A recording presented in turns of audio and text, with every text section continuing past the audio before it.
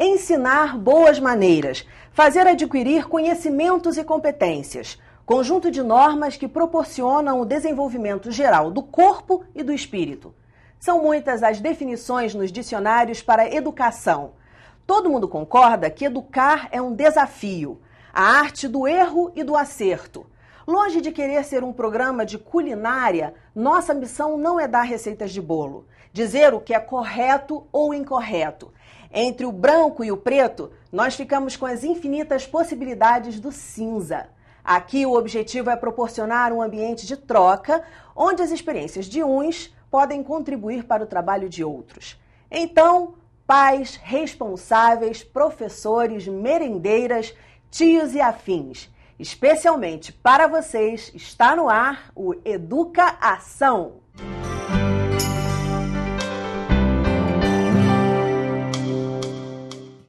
O tema de hoje é o uso da tecnologia. Para falar sobre esse assunto, eu convidei a professora Juliana Oliveira e a psicóloga e fonoaudióloga Alcineia Trota. Muito bem-vindas ao programa. Prazer em receber vocês aqui. Eu fui a uma escola e ouvi os alunos falarem a respeito do uso da tecnologia em sala de aula. Vamos conferir. A aula não fica chata, a gente presta mais atenção, fica animado, o conteúdo é mais fácil. Porque muita gente tem aquela, ir pra escola, não tá afim. Aí meio que incentiva mais os adolescentes, as crianças a terem vontade de ir pra escola. Tem algumas matérias que são difíceis de aprender e com a tecnologia em sala de aula ficam fáceis. A gente acha mais divertido e pelo também uso da gente assim ver as coisas mais engraçadas, mais coloridas. A gente se esforça mais e fica mais alegre. A aula com tecnologia é super fefeira. Umas gracinhas. Professora Juliana, você acredita que o rendimento do aluno aumenta com o uso da tecnologia em sala de aula? Com certeza. Até porque um dos maiores desafios que os professores têm na atualidade é fazer com que os alunos se interessem em aprender. Eles vão cada vez mais desmotivados para a escola, né?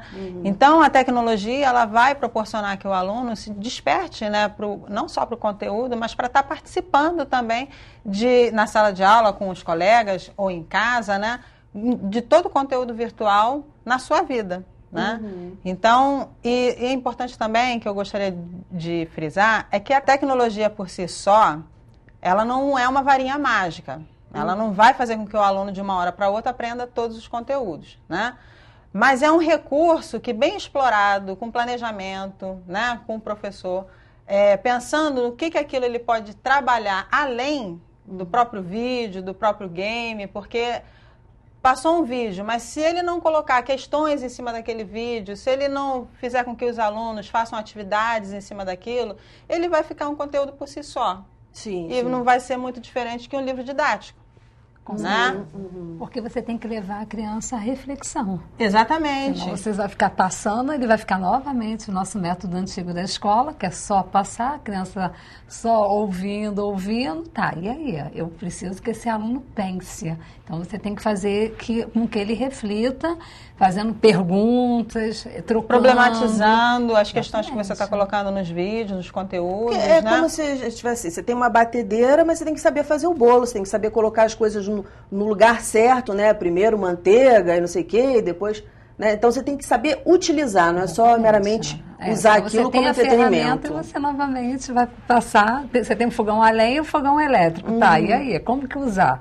Tá, então o aluno tem que saber isso, que a gente tem que estar trabalhando com ele na sala de aula. Eu já tive colegas meus, professores, que falavam isso. Não, eu passo vídeo na sala, mas de qualquer forma eles não aprendem. Não, claro, você passou o vídeo, mas que atividade você fez em cima daquele vídeo? Que questões você problematizou em cima daquele conteúdo?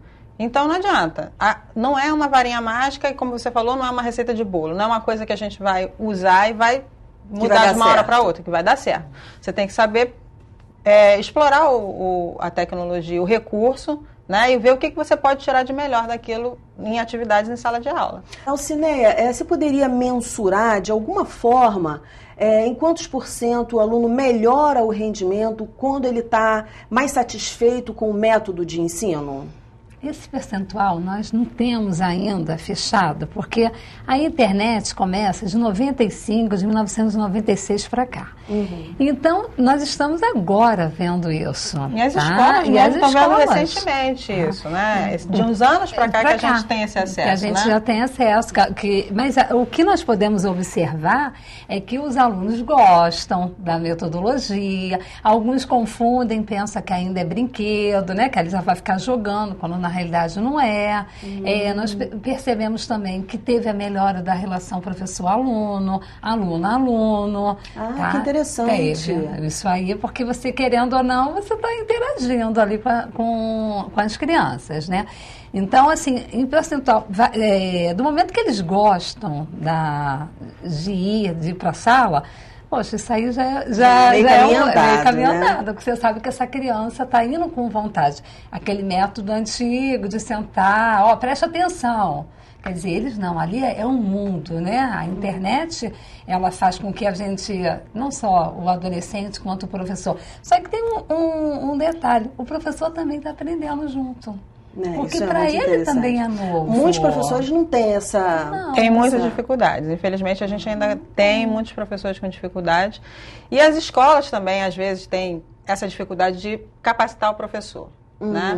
Então, a gente, colegas, nós, né, a gente tenta ajudar, coloca aparelhagem e tal, baixa um vídeo com o professor, mas a gente vê que ainda tem professores com bastante dificuldade nesse sentido, entendeu? Talvez uma resistência por estarem acostumados a já dar aquela aula há muito tempo, daquela forma, com aqueles recursos. Verdade. Não é isso? Isso é mudar. A resistência também, não. Porque a criança agora já nasce falando arroba, né? Não, mas eu digo para os professores, né? Mas os professores, os de 30 anos em diante, sim, mas os mais novos já nasceram agora no mundo. Mas ela está falando exatamente isso. O professor que já está acostumado com o trabalho, já tem aquela coisa, né? Já certinha, já montada, planejamento já mais ou menos, né? Para se abrir para as novas tecnologias, eu acho que é difícil, sim. Agora, Juliana, você já deu aula sem tecnologia e com tecnologia. Sim. Como é que é a reação dos alunos na primeira aula usando tecnologia? É tudo de bom, né? Porque você está dando um movimento na aula, né? Aquela aula, como ela falou, aquela aula engessada, né? Daquela coisa do conteúdo de você, o professor está te expondo o conteúdo, né? E você absorve aquilo, faz uma atividade, o exercício, acabou a aula, né? Aquilo ali é uma escola de 1900 antigamente.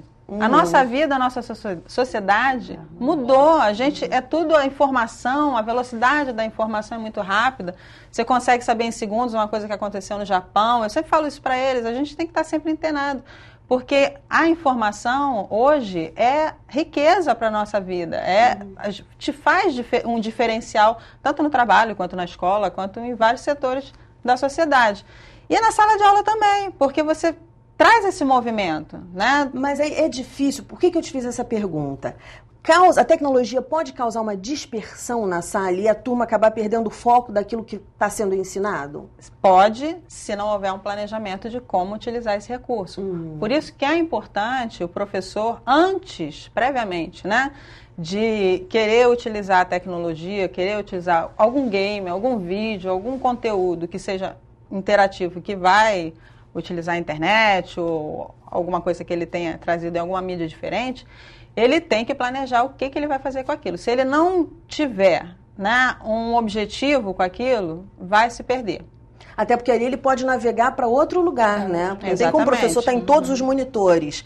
Há um risco muito grande de dispersão? Há um risco enorme de dispersão, porque é como se fosse uma mesa, um banquete. Tem um monte de coisa ali. Tem que decidir o que você vai fazer.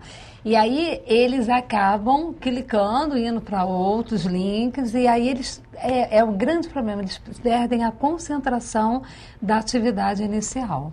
Você já tem que ter um preparo muito grande, né? Tanto que quando você pede para eles fazerem uma pesquisa, eles a cola, né?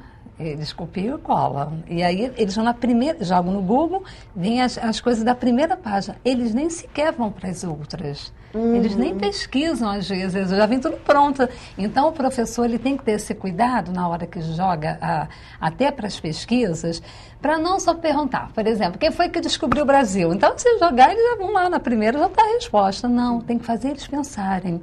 Tá? Então, você pode jogar uma pergunta para eles. Qual foi a vantagem e desvantagem da construção de Brasília? Eles não vão encontrar na primeira página. Aí eles vão ter que começar a pesquisar, né? Então, se você... qual é a desvantagem? É exatamente que eles dispersam com muita facilidade. Até porque eles são muito curiosos também, né? Imagina. Então, o professor tem que... O exemplo do banquete foi ótimo. Porque eles querem mexer, você tem que selecionar o que você vai comer. Tudo ao mesmo tempo não dá. E a internet é isso. E o professor, ele tem que estar com muito cuidado e, às vezes, ele está sozinho na sala de aula, né, Juliana? É esse que eu acho que é o grande problema também. O professor sozinho, tendo que ficar com um grupo de 30, às vezes 40 alunos. E como, às vezes, você controlar isso tudo? Como, Juliana? Olha só, ela até falou da questão do banquete, né? De você selecionar. Na matéria da Nova Escola Abril, no site, né? Que você pode fazer isso. E ele colocou à disposição a gente fazer um teste, né? De várias ferramentas tecnológicas diferentes, de tipo Google, Facebook, Instagram e tal, e ver o que aquilo ali pode ser aproveitado bem, ou médio, ou baixo dentro da sala de aula, né? Porque uma coisa simples, por exemplo, o Google, como ela falou, se você passar uma pesquisa, eles vão pegar o primeiro site que saiu aquele assunto, vão imprimir, e muitos entregam a impressão com os comerciais. Com os próprios comerciais, né, que tem lá do site que eles tiraram. Então, você pode usar a ferramenta Google, ela é altíssima para você usar de recurso para você usar na sala de aula.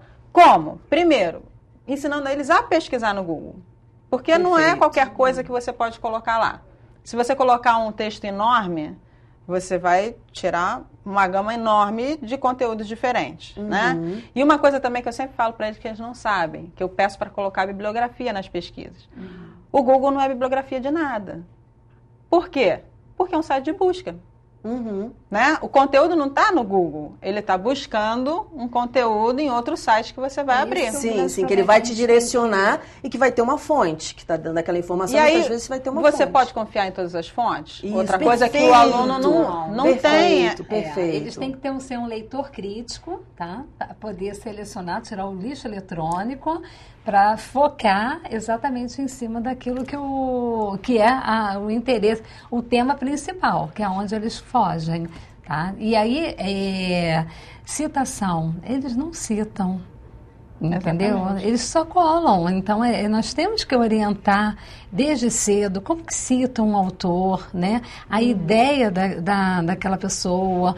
E eles não ir para sites oficiais. E às vezes não é isso. Não, isso é perfeito que vocês estão falando. E aí eles imprimem e entregam para o professor, como se é o professor que está... Não, nós temos que voltar. Pois é, esse olhar, ele pensar. Esse olhar diferente, o olhar de que você tem ali uma riqueza, né? A internet proporciona, né, você ter várias informações diferentes sobre vários conteúdos diferentes.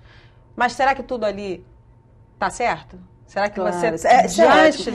É o despertar do espírito crítico e mais observador, né? Vai além. De você analisar, de você criticar, de você saber o que está certo e o que está errado. Né? A gente vai fazer uma pausa agora. Nós vamos para um brevíssimo intervalo e a discussão sobre o uso da tecnologia em sala de aula continua. E mais, a tecnologia fora da escola ajuda ou atrapalha o desenvolvimento dos menores? Não desgruda.